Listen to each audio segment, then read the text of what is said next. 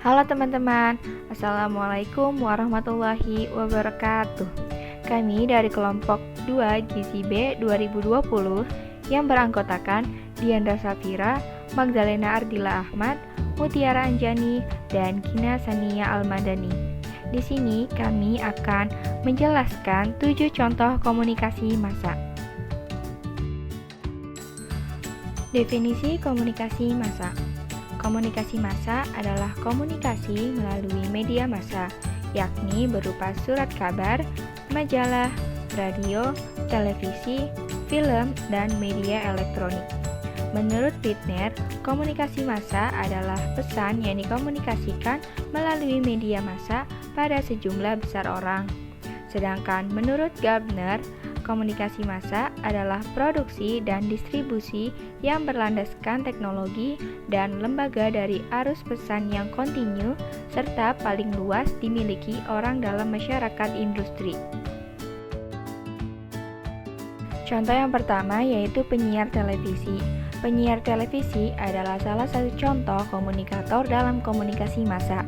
Sebenarnya, penyiar televisi menjadi perwakilan dari salah satu lembaga utuh yang di dalamnya berusaha memberikan informasi tertentu kepada pemirsa, seperti misalnya pemberitaan, info cuaca, dan lain sebagainya.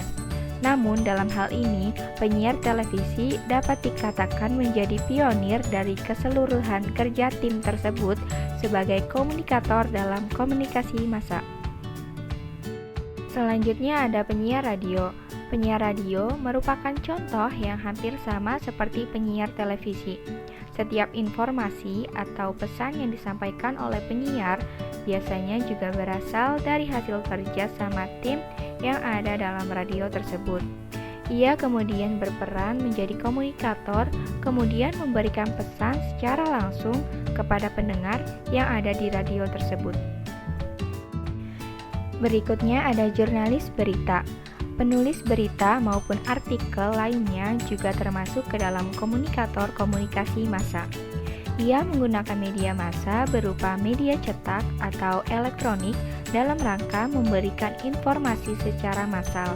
Tentunya berbagai macam opini, sudut pandang, dan hal lainnya yang berkaitan dengan sesuatu yang baru akan dikomunikasikan dan disebar kepada banyak pihak dengan tetap memperhatikan etika komunikasi massa. Inilah mengapa penulis berita bisa disebut sebagai komunikator dalam komunikasi massa. Yang keempat, ada perwakilan lembaga. Kebijakan baru yang muncul dari sebuah lembaga biasanya akan disosialisasikan melalui perwakilan lembaga tertentu. Ini adalah salah satu contoh komunikator dalam komunikasi massa yang juga bisa kita jadikan rujukan. Perwakilan dari lembaga tersebut akan memberikan informasi kepada banyak pihak sehingga kebijakan yang ada bisa disosialisasikan dengan baik. Yang kelima, ada divisi humas. Divisi hubungan masyarakat atau biasa dikenal sebagai public relation juga merupakan bagian dari komunikator. Sifatnya adalah memberitahu berbagai macam informasi atau klarifikasi kepada massa secara umum sehingga keberadaannya memang penting. Tanpa adanya humas, sebuah perusahaan mungkin akan kesulitan untuk menjalin hubungan kerjasama. Yang keenam, ada guru. Jika kita sudah mengarah ke dalam komunikasi pendidikan, maka guru bisa disebut sebagai komunikator. Ini juga akan berlaku apabila konteks yang sedang diberlakukan adalah ketika guru memberikan suatu seminar kepada halayak umum. Ia kemudian bisa menjadi komunikator dalam proses komunikasi massa yang berlangsung. Manajemen komunikasi dalam pendidikan biasanya berhubungan pula dengan proses tersebut. Yang ketujuh, ada administrator. Seorang administrator dari suatu perusahaan ataupun media elektronik tertentu merupakan komunikator yang ada di dalam komunikasi massa. Saat ini, komunikasi massa tidak berbatas pada media cetak saja, namun juga media elektronik hingga ke media sosial. Oleh karenanya, seorang administrator bisa berperan sebagai komunikator. Mungkin itu saja yang dapat kelompok kami sampaikan. Semoga bermanfaat. Kurang dan lebihnya mohon maaf. Assalamualaikum warahmatullahi wabarakatuh.